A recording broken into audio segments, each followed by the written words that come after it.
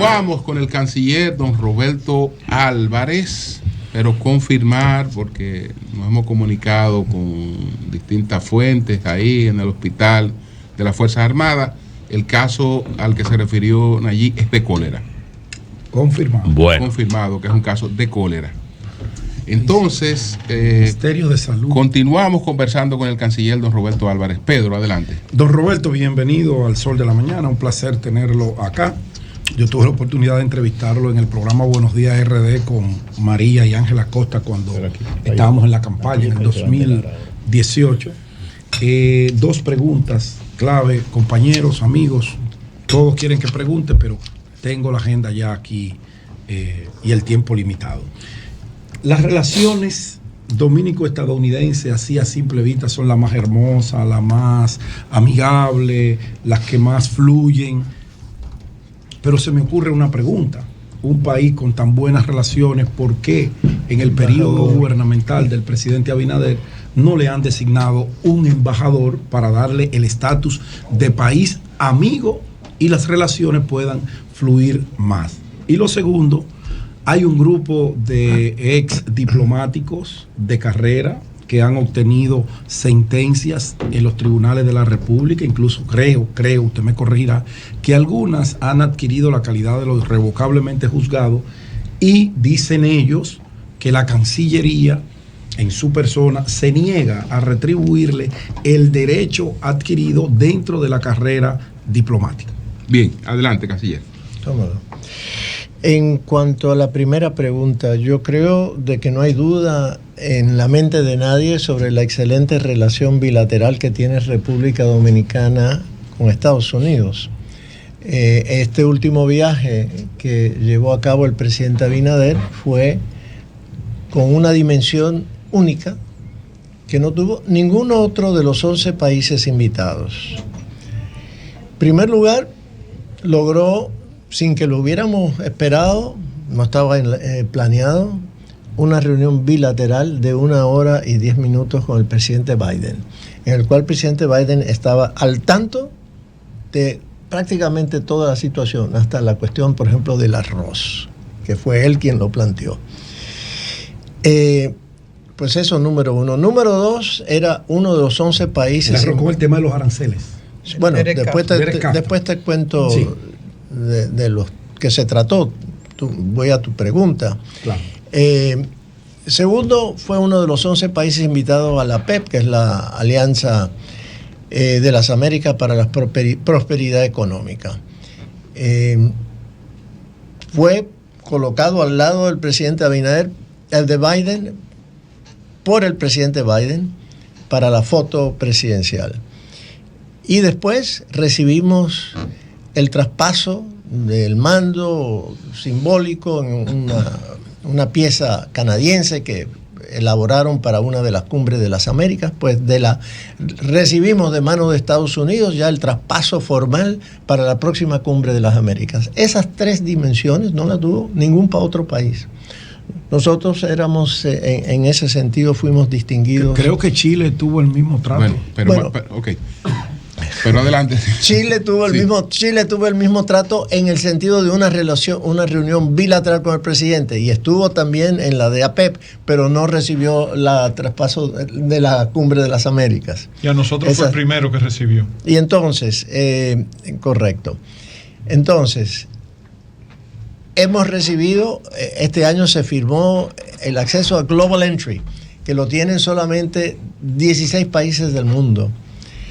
Es decir, que la relación bilateral no pudiera estar en mejor situación. Nos van a criticar como critican a todos los países por muchísimas cosas, y nosotros criticamos a Estados Unidos.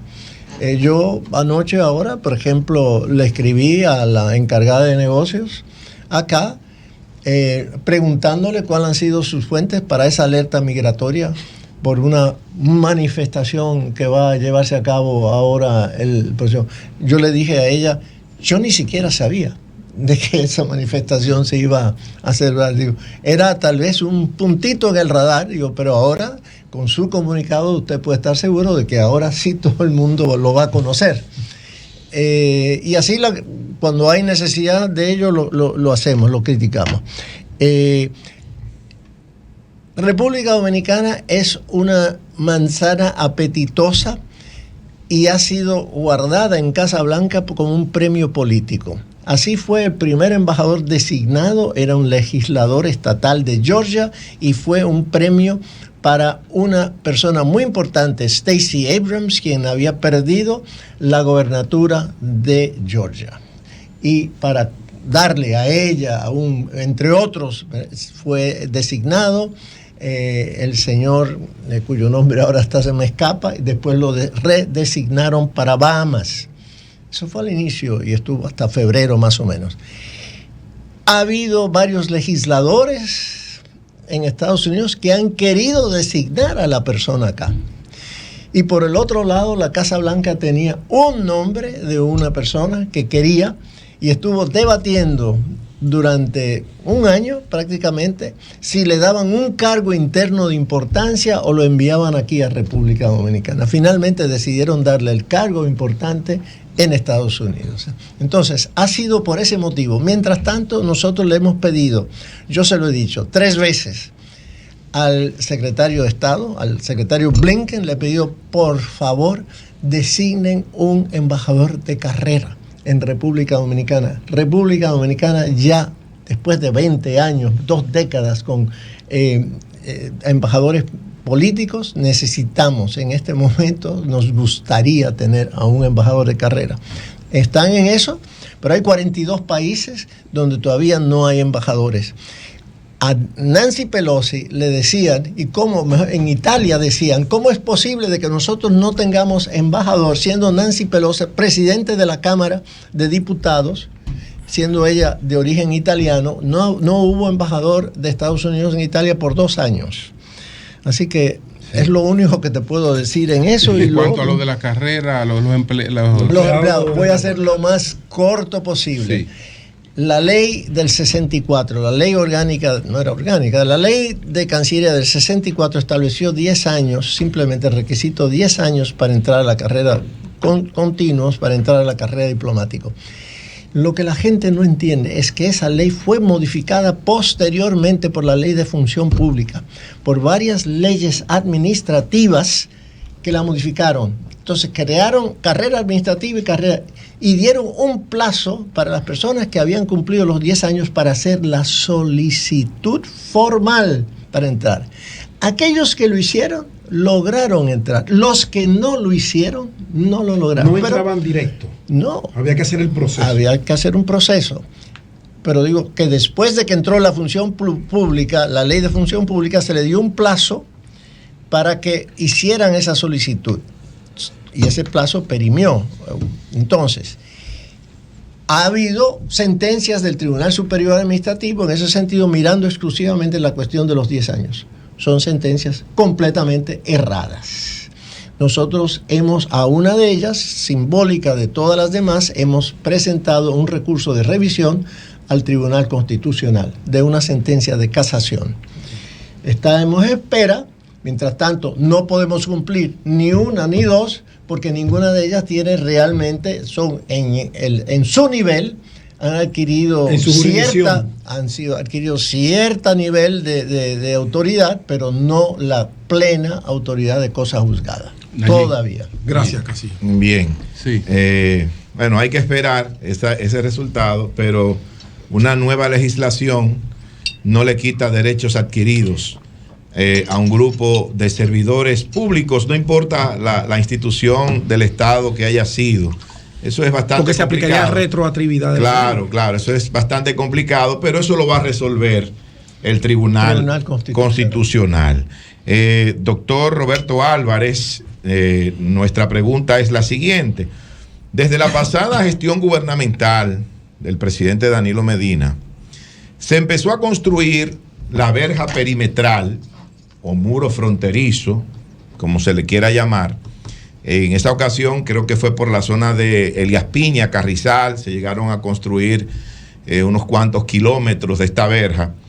Y desde el principio se ha pensado dejar un espacio a uno y otro lado de esta verja para facilitar el patrullaje militar, para facilitar que los militares dominicanos puedan ir de uno y del otro lado de esta verja o de este muro fronterizo para garantizar, ¿verdad?, que no puedan entrar personas sin la debida autorización a territorio dominicano, ni el contrabando, ni el narcotráfico, ni todos esos males que acechan a cualquier país en una zona fronteriza. En esta semana, esos militares estaban realizando su trabajo de vigilancia de uno y otro lado de la frontera y se produjo un problema con nacionales haitianos que empezaron a decir que los militares dominicanos estaban pasando a territorio haitiano.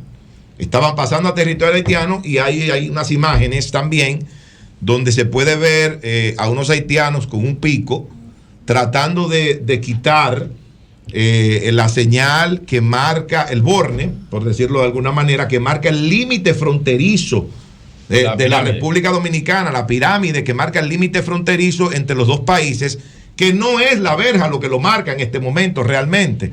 Entonces, un comunicado de las autoridades haitianas prácticamente diciendo que sí, como que los militares dominicanos habían estado en territorio haitiano. ¿Qué va a hacer el país? ¿Qué va a hacer la República Dominicana? ¿Qué va a hacer el Ministerio de Relaciones Exteriores para que este tipo de cosas no se sigan repitiendo? Pues continuar el diálogo con las autoridades haitianas, aunque sea un diálogo difícil, pero no hay de otra en este momento, y esperar de que Estados Unidos desembolse este primer envío de $100 millones lo más rápido posible para que lleguen las fuerzas kenianas allá y las otras, porque no vemos hasta que eso ocurra. ¿No hay un interlocutor válido de aquel lado? Bueno, sí, nosotros podemos hablar con el primer ministro Henry. Yo hablo continuamente, lo estaba diciendo, con el ministro de Relaciones Exteriores, Jean-Victor Geneus. Pero no es eso, es la falta de control que todos sabemos que tienen sobre el territorio haitiano. Cuando tú tienes un 70% de las pandillas que controlan Puerto Príncipe, ¿qué capacidad de acción tiene ese gobierno? El número de policías que tienen es un número que ha ido, la mayoría se han estado yendo al exterior. Con este parol que emitió Estados Unidos hace un tiempo atrás, la oficina de pasaportes de Puerto Príncipe ha estado repleta de personas yendo. Es más, le doy un dato. Había vuelos directos, comenzaron vuelos directos desde Puerto Príncipe a Managua en agosto. Los haitianos tampoco necesitan visa para ir a Nicaragua. Eran un vuelo a la semana al principio. Llegaron hace como un mes y medio a hacer 15 vuelos diarios desde Puerto Príncipe a Managua. En un plazo como de 3 meses fueron 45,000 personas, wow. 45,000 haitianos, wow, a través de ese punto. ¿Y por qué para allá? No, está bien. Escúchame, que no tenemos tiempo para muchos detalles. Señor, adelante. Para concluir la pregunta. Señor canciller, agradecerle. No, pero para que concluya con la pregunta. Sí.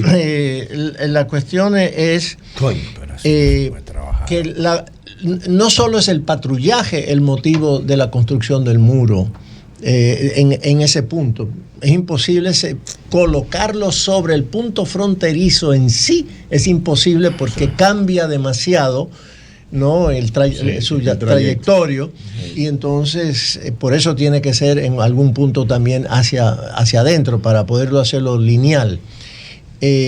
Y por los motivos que tú señalaste, contrabando, narcotráfico, etcétera, no solamente el flujo. Es más, ese es el motivo principal por el cual Haití se quejaba, y Haití estaba a favor de que se construyera el muro. Por lo menos el presidente Moïse estaba totalmente a favor, porque ellos alegan que pierden de 400 a 500 millones de dólares en aranceles que dejan de cobrar por los puntos, por el contrabando. Pero bueno, nosotros vamos a continuar patrullando. Ahora, en este momento, obviamente, la prudencia dicta de que se espere un momento hasta que hayan bajado las tensiones actuales, ¿no? No queremos provocar de manera alguna, eso es innecesario. Nosotros sabemos, nuestras Fuerzas Armadas son muy respetuosas, saben muy bien dónde está la línea fronteriza dominicana y no han violado en ningún momento el territorio haitiano. No lo vamos a hacer, pero tampoco vamos a permitir que los haitianos lo hagan. Manuel. Señor Canciller, agradecerle que esté aquí con nosotros, es un placer. Mire, ya no voy a volver a preguntar, le quiero hacer 3 preguntas rápidamente. Rápidamente. Y esto es YouTube. Nos vemos el lunes. Hay que aprovechar. Vacaciones tempranas. Señor Canciller, primero preguntarle, ¿verdad? Usted sabe que tanto la Unión Europea como Estados Unidos han diseñado unas estrategias, su Alianza Global Europea y ahora la APEC, ¿verdad? De Estados Unidos. ¿Entiende República Dominicana el contexto en el que esto se está dando y ha diseñado una estrategia para sacarle provecho a esta nueva alianza desde el punto de vista geopolítico? Eso es lo primero. Segundo, señor Canciller, yo he estado apoyando abiertamente todas las medidas que ha tomado el gobierno respecto al tema haitiano. Ahora, he mostrado una inquietud respecto a que nos hemos limitado solamente a pedir una fuerza multinacional para allí cuando sabemos que esto va a continuar estos problemas. ¿Por qué República Dominicana se ha quedado allí y no ha estado pidiendo en aguas internacionales lo que yo he denominado un mini plan Marshall del siglo XXI para ese territorio, que es lo que necesita? Y tercero, señor Canciller, saber si es verdad, me dicen que usted aspira a desarrollar un proyecto de cara hacia el futuro, si usted aspira a convertirse en alto comisionado de las Naciones Unidas. Tengo esa información, si es cierto eso, me gustaría saber. Bueno,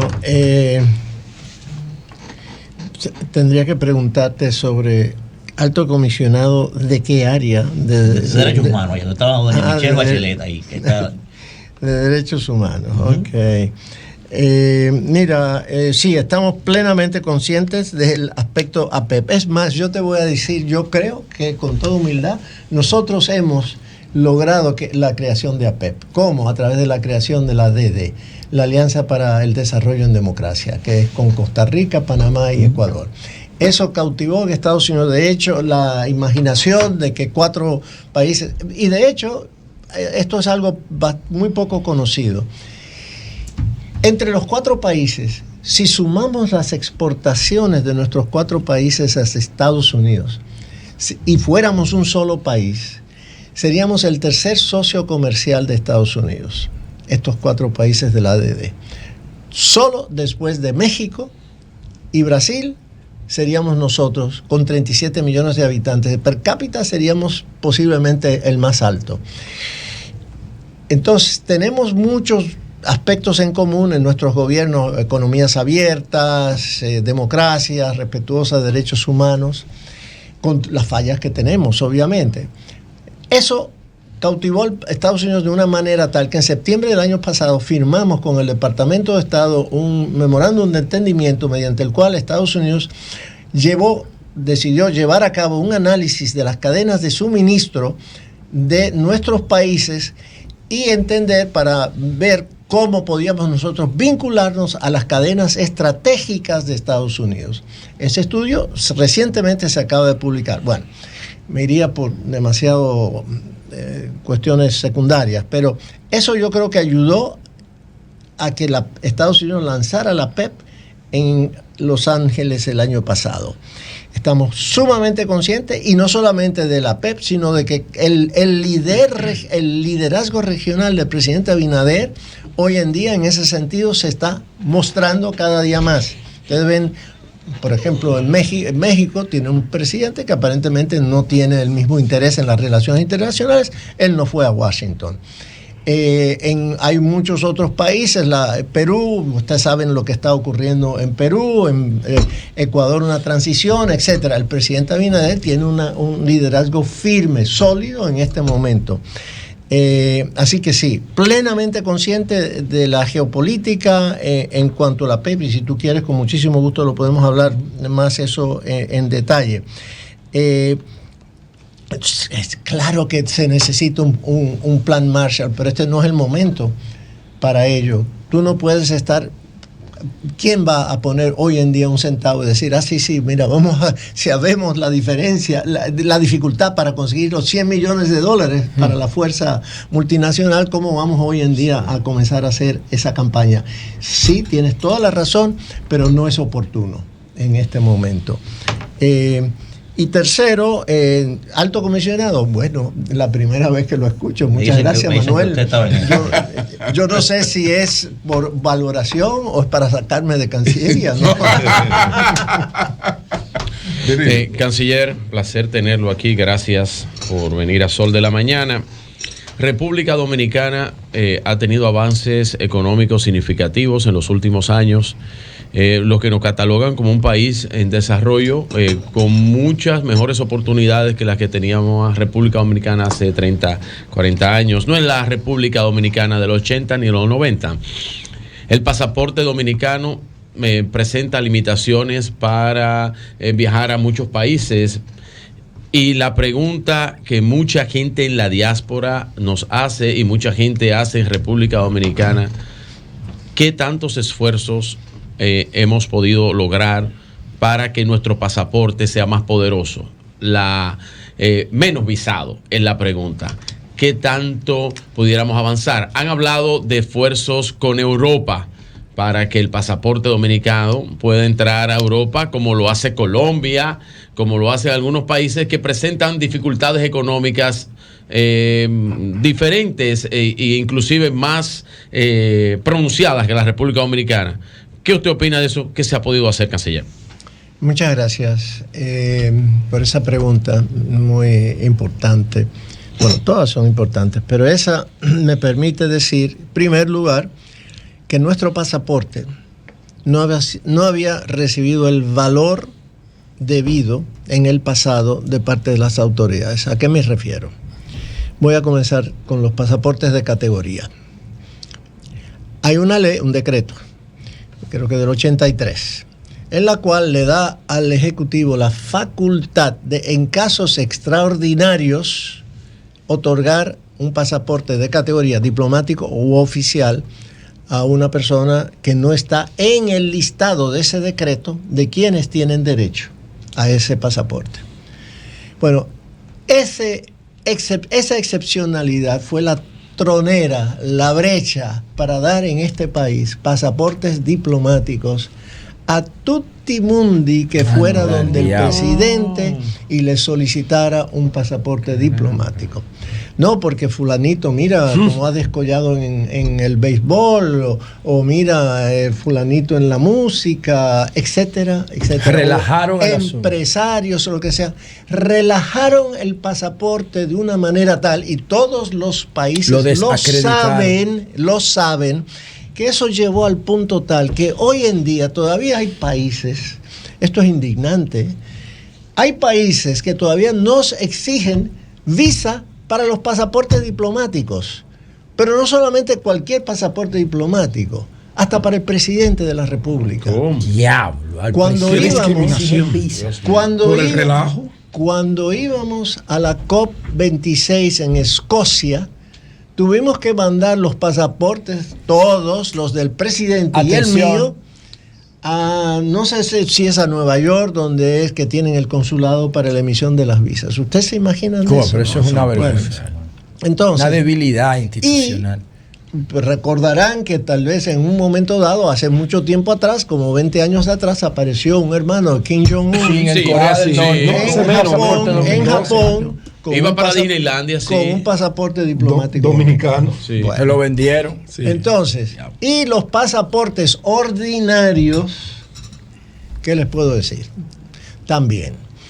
Bueno, pero por el otro lado, ninguno, ni diplomático, ni oficial, ni ordinario, son pasaportes biométricos. No, todavía tenemos pasaportes biométricos cuando muchos de esos paisitos todavía en Centroamérica sí lo tienen.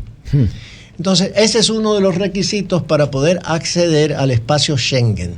Para comenzar, si tú no tienes un pasaporte biométrico, no califica. Olvídate de comenzar a pensar en las otras, en los otros elementos que tienes que cumplir. En eso ya el presidente está ahora. Y bueno, en cuanto a los pasaportes de categoría, bueno, todos los pasaportes diplomáticos, incluyendo el mío, le pusimos una leyenda que dice: este pasaporte es válido solo para viajes oficiales. Víctor, y concluimos. Y con eso, pues logramos categorizar ante el mundo mejor nuestro pasaporte, valorar. Estamos en ese proceso ahora de recobrar ese tipo, de recuperar ese tipo de prestigio que es necesario para que después entonces tú comiences a negociar con los países que te interesan la eliminación del visado, claro. Perfecto, porque recuerda que el otro día no había libretas. Exacto, ya tienen que resolver primero. Ahora hay libretas. Es otra cosa, Nayib. Don Roberto, muchas gracias por aceptar la invitación que había sido pospuesta varias veces. Señor Canciller, dos temas puntuales. Primero, antes era la Guerra Fría con la amenaza nuclear entre Estados Unidos y Rusia. Perdón, Víctor, hoy cumple 33 años la caída del muro de Berlín. Fue un día como hoy en el 89. A eso iba, precisamente por ahí me iba. Antes era la amenaza de la guerra nuclear, la Guerra Fría entre Estados Unidos, dos bloques, Estados Unidos y Rusia. Hoy es la guerra comercial con dos bloques, Estados Unidos y China. ¿Cómo evalúa la política de República Dominicana en cuanto a esas dos grandes potencias y la guerra comercial entre el bloque de China, más después del presidente Danilo Medina en el gobierno pasado, establecer relaciones diplomáticas por primera vez en la historia entre República Dominicana y China? ¿Cómo se ve eso en Washington y si se conversó ahora en la visita del presidente Abinader? Y el segundo punto, usted habló de Global Entry y el pre-clearance. Nosotros tuvimos una oportunidad que perdimos porque Estados Unidos ofreció en el Aeropuerto Internacional de Punta Cana el pre-clearance con el Global Entry para que se pasaran por ahí como si fueran ya sin hacer aduanas, como ciudadanos con una categoría especial. Sin embargo, eso se perdió, esos equipos se fueron a Jamaica. ¿Existe la posibilidad de retomar y en qué está ese tema de aprovechar esa oportunidad del pre-clearance con Global Entry? Sí, mira, en cuanto al aspecto del conflicto entre China y Estados Unidos, lo tenemos claro, de que tenemos relaciones con ambos países, relaciones de amistad con ambos países, pero como dijo el presidente Abinader en su en su discurso de toma de posesión, tenemos una relación estratégica con Estados Unidos por motivos que no es necesario explicar aquí en este momento. Eso quiere decir que hay obviamente una relación mucho más fluida con Estados Unidos por la cantidad de dominicanos que hay allá, remesas, etcétera. Pero nosotros estamos ahora desarrollando una relación seria. Tenemos apenas 5 años de esa relación, como señalaste, y por lo tanto va bien.